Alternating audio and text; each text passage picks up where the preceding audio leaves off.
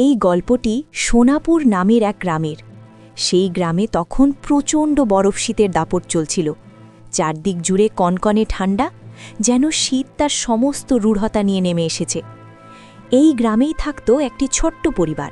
সেই পরিবারে ছিল কেবল দুই বোন। বড় বোনের নাম রাধা আর ছোট বোনের নাম পূজা। দুই বোনেরই মা বাবা তাদের শৈশবেই মারা গিয়েছিলেন। দিদি, এই কদিন ধরে ঠান্ডা তো ক্রমেই বাড়ছেই। এই কনকনে শীতে আমাদের দুজনেরই খুব গরম কাপড়ের দরকার। জানিস পূজা, আমার মনটাও ঠিক তোর মতোই কাঁপছে। কিন্তু এই শীতে কাজও কমে গেছে। তবু চিন্তা করিস না মা, দিদি থাকতে তোকে কষ্ট পেতে দেবে না। কিছু না কিছু ব্যবস্থা আমি করবই। তোর কথা একদম ঠিক ছোট। যেভাবে ঠান্ডা বাড়ছে, আমাদের সত্যি গরম কাপড় দরকার। কিন্তু তুই তো জানিস, রবি কাকার বাড়িতে কাজ করে আমি খুব সামান্যই টাকা পাই। সেই টাকায় কোনো রকমে সংসারটাই চলে। তবুও আমাদের জন্য এটা অনেক বড় সৌভাগ্যের কথা যে বাবা আমাদের জন্য এই বাড়িটা বানিয়ে রেখে গিয়েছিলেন। ছোট হলেও বাড়িটা মজবুত, ভেতরে ঠান্ডাও খুব একটা ঢোকে না। হ্যাঁ দিদি, তুমি ঠিকই বলেছ। তুমি আমার জন্য খুব কষ্ট করো। আর দিদি, যদি আমাদের কাছে গরম কাপড় নাও থাকে, তাহলেও আমরা কোনোভাবে মানিয়ে নেব। যখন টাকা বাঁচে না, তখন আর কীই বা করার থাকে। তবুও ছোট, আমি চেষ্টা করব কোনোভাবে গরম কাপড়ের ব্যবস্থা করতে। আজ আমি কাজ থেকে ছুটি নিয়েছি ঠিকই, কিন্তু কাল থেকে আর কোনো ছুটি না নিয়ে প্রতিদিন কাজ করব, যাতে সংসার চালাতে কোনো অসুবিধা না হয়। এইভাবেই দুই বোন একে অপরের পাশে থেকে কষ্ট আর অভাবের মধ্যেও মিলেমিশে তাদের ছোট্ট সংসারটা এগিয়ে নিয়ে যাচ্ছিল। অন্যদিকে ছিল রবি কাকার বাড়ি, যেখানে রাধা কাজ করত। এই পরিবারের কর্তা ছিলেন রবি। তার সঙ্গে থাকতেন তার স্ত্রী পার্বতী এবং তাদের একমাত্র ছেলে রোহিত। একদিন পার্বতী বললেন, আরে বাবা, এই কনকনে ঠান্ডায় তুই আমাকে এই কেমন গরম কাপড় এনে দিয়েছিস? এগুলো পরে আমার একদমই ভালো লাগছে না। মা, তুমি বুঝতে পারছো না। ভালো না লাগলেও কি হয়েছে? এই কাপড় পরলে তোমার একদমই ঠান্ডা লাগবে না। তোমার তো এখন বয়স হয়েছে, শরীর গরম রাখা খুব দরকার, না হলে অসুখ করতে পারে। হ্যাঁ, রোহিত একদম ঠিক বলছে। এমনিতেই তোমার শরীর প্রায়ই খারাপ হয়। এই শীতে তোমার ভালো লাগার চেয়ে শরীর গরম থাকাটাই বেশি জরুরি। আর তাছাড়া তোমাকে তো বাইরে কোথাও যেতে হয় না, ঘরেই থাকো। আচ্ছা ঠিক আছে, তোমরা বাবা ছেলে মিলে আমাকে একেবারে ছেলেদের মতো গরম কাপড় পরিয়ে দিলে। তবে কি আর করা যাবে, জানি তোমরা আমার ভালোর কথাই ভাবো। মা, আজ রাধা কাজ করতে আসেনি কেন? এই ঠান্ডায় ওর হাতে বানানো চা আমার খুব ভালো লাগে। আজকাল মাঝে মাঝে একদিন করে না এলে ভালো লাগে না। তুই আজকাল রাধার কথা খুব বেশি জিজ্ঞেস করছিস। ব্যাপারটা কি, আমাদেরও তো একটু বল। না মা, তেমন কিছু না।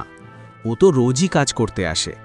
তোমার বয়স হয়েছে বলে এখন রান্নাঘরের কাজ ঠিকমতো করতে পারো না, তাই ওর হাতের চা আর খাবারের অভ্যাস হয়ে গেছে। আসলে রোহিত চুপি চুপি রাধাকে পছন্দ করত। এই কথা রোহিত নিজে ছাড়া আর কেউ জানত না। যেদিন রাধা কাজে আসত না, সেদিন রোহিতের মন একদম ভালো থাকত না। তখন রবি বললেন, আসলে এই ঠান্ডার জন্যই আজ রাধা ছুটি নিয়েছে। তবে ও বলেছে এখন থেকে আর কোনো ছুটি নেবে না, প্রতিদিন কাজ করতে আসবে। বাবার কথা শুনে রোহিতের মনে ভীষণ আনন্দ হল, কারণ এর মানে রাধাকে সে এখন প্রতিদিন দেখতে পাবে। রাত নামার সঙ্গে সঙ্গে বরফ পড়ার গতি আরও বেড়ে গেল। চারদিক ঢেকে গেল নিঃশব্দ সাদা চাদরে। রাধা আর পূজা ছেঁড়া কম্বলে গা মুড়ে খাটিয়ার ওপর চুপচাপ বসেছিল। কনকনে ঠান্ডায় তাদের শরীর ধীরে ধীরে কাঁপছিল। ঠিক তখনই কাঁপা গলায় পূজা বলল, দিদি, আজ সারাদিন এইভাবেই কেটে গেল, এই ছেঁড়া কম্বলে জড়িয়ে বসে বসে। জানি না এই বরফ শীত কবে শেষ হবে। আমাদের মতো গরিব মানুষের জন্য তো এই শীত এখন এক বিশাল বিপদ হয়ে দাঁড়িয়েছে। আরে ছোট, তুই এমন কথা বলছিস কেন? আমরা তো এখনো ভালোই আছি। অনেক মানুষের তো আমাদের থেকেও কম আছে। অন্তত আমাদের মাথার ওপর একটা ছাদ আছে। হ্যাঁ, আমরা তো কম্বলের নিচেই আছি। কঠিন সময়ে সবসময় সাহস ধরে রাখতে হয় ছোট। তুমি সত্যি খুব সাহসী দিদি। আমি তোমার মতো হওয়ার পুরো চেষ্টা করব। কিন্তু দিদি, কাল থেকে তো আপনি কাজে চলে যাবেন। তখন আমাকে সারা দিন একা বাড়িতে থাকতে হবে। একা বাড়িতে থাকলে আমার খুব একাকী লাগে। আরে ছোট, এখন আর কীই বা করার আছে? কাজে তো যেতেই হবে, না হলে আমাদের পেট চলবে কিভাবে? আজ যদি আমাদের মা বাবা বেঁচে থাকতেন তাহলে আমাদের কোনো কষ্টই পেতে হতো না। কিন্তু এখন ভাগ্য আমাদের যা দিয়েছে তাই নিয়েই সন্তুষ্ট থাকতে হবে। ঠিক আছে দিদি, আমি জানি আপনি আমার জন্য কত কষ্ট করেন। মা বাবা চলে যাওয়ার পর আপনিই আমার মা, বাবা আর দিদি সব কিছু। আচ্ছা, এখন এসব কথা বাদ দে ছোট। দুপুরে যে খাবার রান্না করা হয়েছিল সেটুকু এখনও আছে। সেটা খেয়ে আমরা দুজন এখনই শুয়ে পড়ব। তুই এখানেই বসে থাক, আমি রান্নাঘরে গিয়ে খাবারটা গরম করে নিয়ে আসছি। এই কথা বলে রাধা রান্নাঘরে গেল এবং দুজনের জন্য দুটি থালা প্রস্তুত করে নিয়ে এলো। তারপর দুই বোন খাটিয়ার উপর বসে একসঙ্গে খাবার খেতে লাগল। পরদিন সকালে রাধা বলল, ছোট, আমি এখন কাজে যাচ্ছি। তুই নিজের আর বাড়ির ভালো করে খেয়াল রাখবি। আর হ্যাঁ, একদম বাড়ির বাইরে যাবি না। বাইরে ভীষণ ঠান্ডা পড়ছে। ঘরে খাবার দাবার আছে, তাই তোর বাইরে যাওয়ার কোনো দরকার নেই। দিদি, আপনি আমার এত খেয়াল রাখেন, কিন্তু কখনো নিজের কথাও ভেবেছেন? এত ঠান্ডায় আপনি কোনো গরম কাপড় ছাড়াই রবি চাচার বাড়ি যাচ্ছেন। এটা দেখে আমার খুব খারাপ লাগে। আমার চিন্তা ছেড়ে দিন। যদি কিছু টাকা পান, আগে নিজের জন্য গরম কাপড় কিনবেন। আমি তো সারাদিন ঘরেই থাকি, কিন্তু আপনাকে তো এই বরফ আর কনকনে ঠান্ডার মধ্যে দিয়ে যেতে হয়। ঠিক আছে ছোট, আমি চেষ্টা করব। এখন আমি যাই, নইলে রবি চাচা রেগে যাবেন। এই কথা বলে রাধা ধীরে ধীরে পা বাড়িয়ে রবি চাচার বাড়ির দিকে রওনা দিল।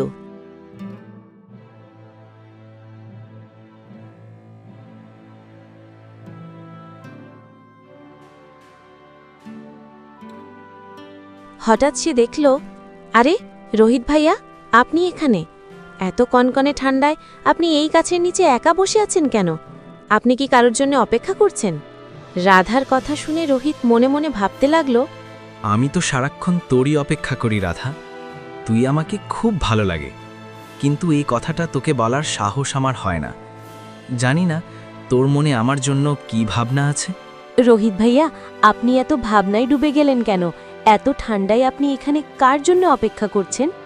রাধা, না আমি কিছু না, আসলে কিছু ভাবছিলাম না। না রাধা, আমি কারোর জন্য অপেক্ষা করছিলাম না। আসলে ঠান্ডার জন্য ঘরে বসে বসে খুব বিরক্ত লাগছিল, তাই একটু বাইরে এসে এই গাছটার নিচে বসেছিলাম। আর ঠিক তখনই তুমি এখানে এসে পড়লে। রোহিতের কথা শুনে রাধা মনে মনে ভাবল, আমি ভেবেছিলাম আপনি আমার জন্য অপেক্ষা করছেন, কিন্তু এখন আমি আপনাকে কিভাবে বলবো যে আমারও আপনাকে খুব ভালো লাগে? অথচ সত্যি হলো, আমি তো অন্যের বাড়িতে কাজ করা এক সাধারণ মেয়ে, আর আপনি তো মালিকের ছেলে। রাধা নিজের চিন্তায় ডুবে গেল। আসলে রোহিত আর রাধা দুজনেই একে অপরকে পছন্দ করত, কিন্তু রোহিত ভাবত যদি সে নিজের মনের কথা বলে ফেলে তাহলে কোথাও তাদের বন্ধুত্ব নষ্ট হয়ে যেতে পারে। আর রাধা ভাবত সে এক গরিব ঘরের সাধারণ মেয়ে, আর রোহিত ধনী পরিবারের সন্তান। এই ভয় আর সংকোচের কারণে দুজনেই নিজেদের মনের কথা প্রকাশ করতে পারত না। রাধা বলল, রোহিত ভাইয়া, অনেক কথা হলো। আমরা যদি এখানেই দাঁড়িয়ে কথা বলতে থাকি তাহলে রবি চাচা রেগে যাবেন। চলুন আমরা দুজনে একসঙ্গে আপনার বাড়ির দিকে যাই। রাধার কথা শুনে রোহিত তাকে সঙ্গে নিয়ে নিজের বাড়ির দিকে চলতে লাগল। বাড়িতে পৌঁছেই রবি বললেন, আরে রোহিত, তুমি রাধার সঙ্গে কি করছো? আর এই কনকনে ঠান্ডায় আমাকে কিছু না বলে বাইরে কেন গিয়েছিলে? রাধা, তুমি কাজে আসতে এত দেরি করলে কেন? জানো তো তোমার চাচির বয়স হয়েছে বলে সে এখন রান্নাঘরের কাজ করতে পারে না। সেই কারণেই তো তোমাকে রাখা হয়েছে। সময় মতো না এলে আমরা খাবো কি? বাবা, ঠান্ডার জন্য ঘরে বসে বসে আমার খুব বিরক্ত লাগছিল, তাই একটু বাইরে বেরিয়েছিলাম। রাস্তায় রাধার সঙ্গে দেখা হয়ে গেল, তাই ওকে সঙ্গে নিয়ে বাড়ি চলে এলাম। উপর থেকে বরফ পড়ছিল, তাই আমরা ধীরে ধীরে হাঁটছিলাম। সেই কারণেই একটু সময় লেগে গেল। হ্যাঁ রবি চাচা, রোহিত ভাইয়া ঠিকই বলেছেন।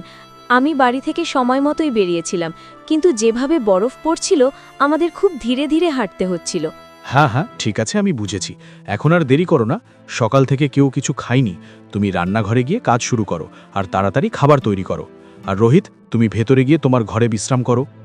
রবির কথা শুনে রাধা আর রোহিত দুজনেই নিজেদের কাজে লেগে যাওয়ার জন্য বাড়ির ভেতরে চলে গেল। রবি মনে মনে ভাবতে লাগলেন, এদের দুজনের এইভাবে একসঙ্গে থাকা আমার মোটেই ভালো লাগছে না। এর একটা না একটা ব্যবস্থা করতেই হবে, না হলে এই গরিব রাধা আমার একমাত্র ছেলেকে তার ভালোবাসার জালে ফাঁসিয়ে ফেলবে। আমাকে ভাগ্যবানের সঙ্গে একান্তে বসে ভালো করে কথা বলতে হবে। অন্যদিকে রোহিত নিজের ঘরে এসে নিজেই নিজের সঙ্গে কথা বলতে লাগল। বেচারি রাধা এই কনকনে ঠান্ডায় কোনো গরম কাপড় ছাড়াই বরফ হাওয়া সহ্য করে কাজে আসে। ওর এই অবস্থা আমি আর সহ্য করতে পারছি না। হয়তো আমার কাছে কিছু জমানো টাকা আছে, আমি চুপি চুপি রাধাকে দিয়ে দেব, যাতে সে নিজের জন্য গরম কাপড় কিনতে পারে। শোনো ভাগ্যবান, তোমার সঙ্গে একটা জরুরি কথা আছে। আসলে আমাদের বাড়িতে যে রাধা কাজ করে তাকে আমি কয়েকদিন ধরে লক্ষ্য করছি। সে আমাদের ছেলে রোহিতের সঙ্গে প্রয়োজনের চেয়ে বেশি ঘনিষ্ঠ হয়ে যাচ্ছে। আজও যখন আমি বারান্দায় বসেছিলাম তখন দুজনকে একসঙ্গে বাড়ি আসতে দেখলাম। জিজ্ঞেস করতেই কথাটা এড়িয়ে গেল। পার্বতী চমকে উঠে বললেন, আপনি কি বলছেন? এটা তো খুবই খারাপ হবে। আমাদের তো একটাই ছেলে, আমরা কি তার বিয়ে কোনো গরিব আর সাধারণ মেয়ের সঙ্গে দেব? এটা তো একেবারেই সম্ভব নয়। আপনি আমার সঙ্গে না বলে সরাসরি রোহিতের সঙ্গেই কথা বলুন। হ্যাঁ ভাগ্যবান, আমিও তাই ভাবছি। আর দেরি না করে আমরা দুজনে মিলে রোহিতের সঙ্গে কথা বলবো। এখন রাধা বাড়িতে আছে, তাই আপাতত বিষয়টা আমাদের মধ্যেই থাক। রাতে আমরা রোহিতকে পাশে বসিয়ে ভালো করে বুঝিয়ে বলবো। এমন সময় রাধা রান্নাঘর থেকে বেরিয়ে এলো। রাধা বলল, চাচা, রান্নাঘরের সব কাজ হয়ে গেছে আর খাবারও তৈরি। আপনারা কি এখন খাবেন? যদি এখনই খান তাহলে বলুন, আমি থালায় করে পরিবেশন করে নিয়ে আসি, আর রোহিত ভাল্লিয়ার ঘরেও খাবার দিয়ে আসব। ঠিক আছে রাধা, যদি রান্না হয়ে যায় তাহলে এখনই খেয়ে নি। সকাল থেকে আমরা কিছুই খাইনি। তুমি আমাদের সবার জন্য খাবার পরিবেশন করে নিয়ে আসো, আমরা এখানেই বসে খাবো। রবির কথা শুনে রাধা রান্নাঘরে গিয়ে সবার জন্য খাবার পরিবেশন করে নিয়ে এলো। তারপর সবাই মিলে খাবার খেয়ে নিল। খাওয়া শেষে রাধা বলল, রোহিত ভাইয়া, আমি বাড়ির সব কাজ করে দিয়েছি আর রাতের খাবারও তৈরি করে রেখেছি। আপনি চাচা আর চাচিকে খাবার পরিবেশন করে দেবেন। আমি এখন চলি। রাধা, রাত অনেক হয়ে গেছে, তুমি এত রাতে একা কিভাবে যাবে? চলো, আমি তোমাকে একটু দূর পর্যন্ত পৌঁছে দিই। ঠান্ডাও অনেক বেড়ে গেছে, তাই তাড়াতাড়ি চলো, আমি তোমাকে সামনে পর্যন্ত দিয়ে আসি। রোহিতের কথা শুনে রাধার খুব ভালো লাগলো, কারণ সেও রোহিতের সঙ্গে থাকতে পছন্দ করত। কিছু দূর যাওয়ার পর রোহিত বলল, রাধা, তোমার যদি আপত্তি না থাকে আমরা কি এখানে একটু বসতে পারি? তোমার সঙ্গে আমার একটা জরুরি কথা আছে। হ্যাঁ রোহিত ভাইয়া, বলুন কি কথা, তবে তাড়াতাড়ি বলবেন। বরফ খুব জোরে পড়ছে আর আমার খুব ঠান্ডা লাগছে। রাধা, আজ অনেক সাহস জোগাড় করে আমি আমার মনের কথা তোমাকে বলতে যাচ্ছি। তুমি আমাকে ভুল বুঝবে না। তোমার মনে কি আছে আমি জানি না, কিন্তু আমার মনে যা আছে আজ সেটা তোমাকে বলতে চাই। তোমার যাই উত্তর হোক, আমার কোনো আপত্তি থাকবে না। রোহিত ভাইয়া, আপনি এসব কি বলছেন? যা বলার নির্দ্বিধায় বলুন, আমি শুনছি। রাধা, তুমি আমাকে খুব ভালো লাগে। সত্যি বলতে যেদিন থেকে তোমাকে দেখেছি সেদিন থেকেই, কিন্তু এই কথা বলার সাহস কখনো পাইনি। আজ কোনোভাবে সাহস করে বললাম। তোমার উত্তর, তোমার ইচ্ছা। আমি শুধু আমার মনের কথা বললাম। আর এই ঠান্ডায় তোমাকে গরম কাপড় ছাড়া আমাদের বাড়ি কাজে আসতে দেখে আমার খুব কষ্ট হয়। তাই আমার কিছু জমানো টাকা ছিল, আমি তোমার জন্য নিয়ে এসেছি। তুমি নিজের জন্য গরম কাপড় কিনে নিও।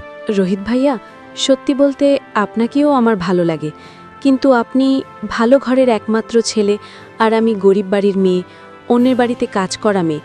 সে কারণে আমিও কখনো এই বিষয়ে কথা বলিনি।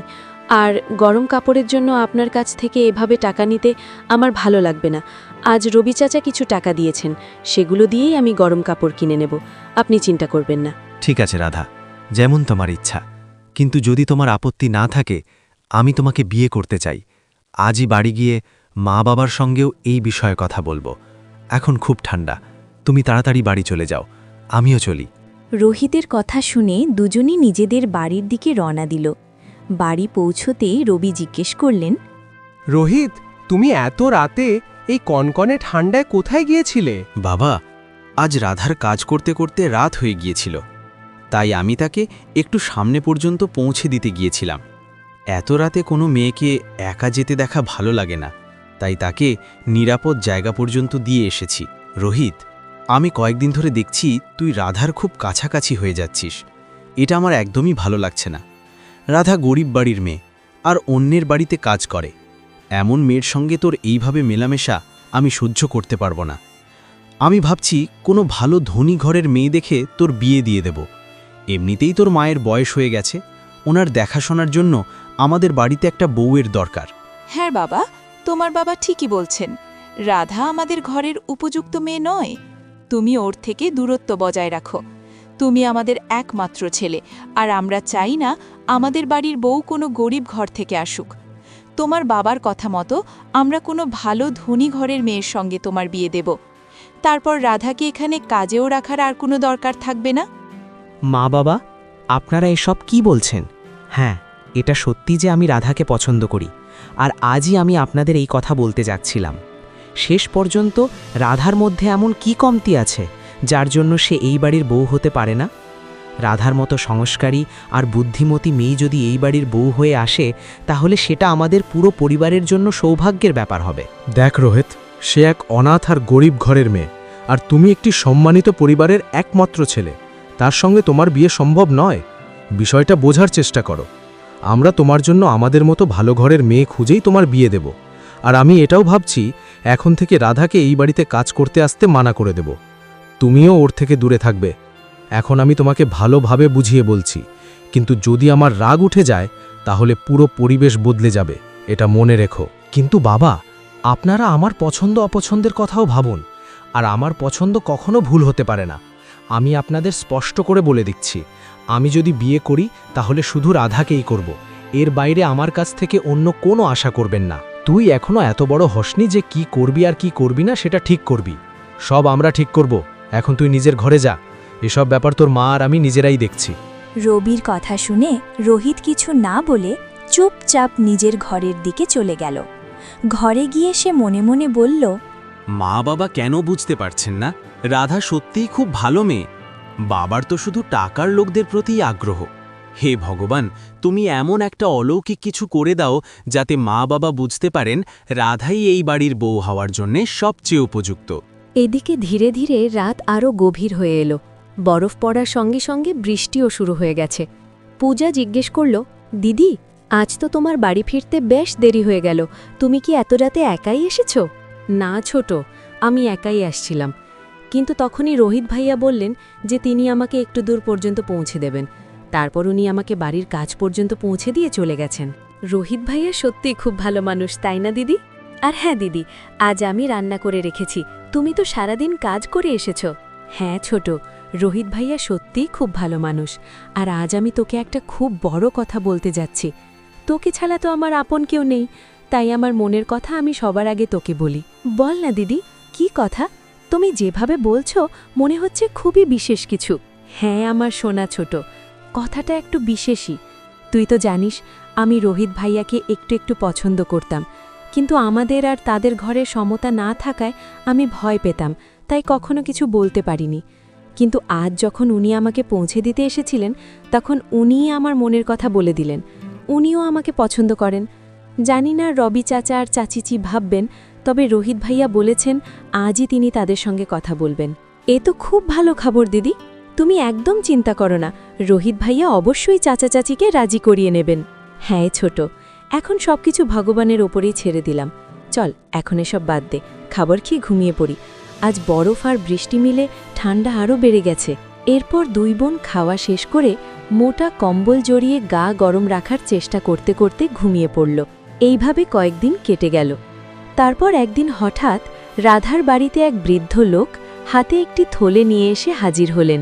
তিনি ডাক দিলেন, ও রাধা মেয়ে, বাড়িতে আছো নাকি? একটু বাইরে এসো। ডাক শুনে রাধা বাইরে এসে বলল, চাচাজি আপনি কে? আমি তো আপনাকে চিনতে পারলাম না। আমার নাম গোবিন্দরাম। তুমি আমাকে চিনবে না। আমি আজ একটা জরুরি কাজে এসেছি। আমি সঞ্চয় সংক্রান্ত কাজ করি। তোমার বাবা যখন বেঁচে ছিলেন তখন তিনি আমাদের কাছে একটি সঞ্চয় হিসেব খুলেছিলেন। সেই সঞ্চয়ের মেয়াদ ৩-৪ দিন আগে পূর্ণ হয়েছে, কিন্তু কিছু জরুরি কাজের কারণে আমি সময় মতো আসতে পারিনি, তাই একটু দেরি হয়ে গেল। সঞ্চয়? চাচা আমি ঠিক বুঝতে পারছি না, বাবা কেমন সঞ্চয় খুলেছিলেন আর কবে খুলেছিলেন? তোমাদের বাবা তখনই হিসেব খুলেছিলেন যখন তোমরা 2 বোন খুব ছোট ছিলে। ভবিষ্যতের কথা ভেবে তিনি প্রতি সপ্তাহে অল্প অল্প করে টাকা জমা দিতেন। আজ সেই পুরো টাকা দ্বিগুণ হয়ে গেছে। তোমাদের বাবা সব কাগজেই এই সঞ্চয় তোমাদের 2 বোনের নামেই লিখে গিয়েছিলেন, তাই আজ আমি তোমাদের প্রাপ্য টাকা দিতে এসেছি। গোবিন্দরামের কথা শুনে রাধার মুখে আনন্দের হাসি ফুটে উঠল।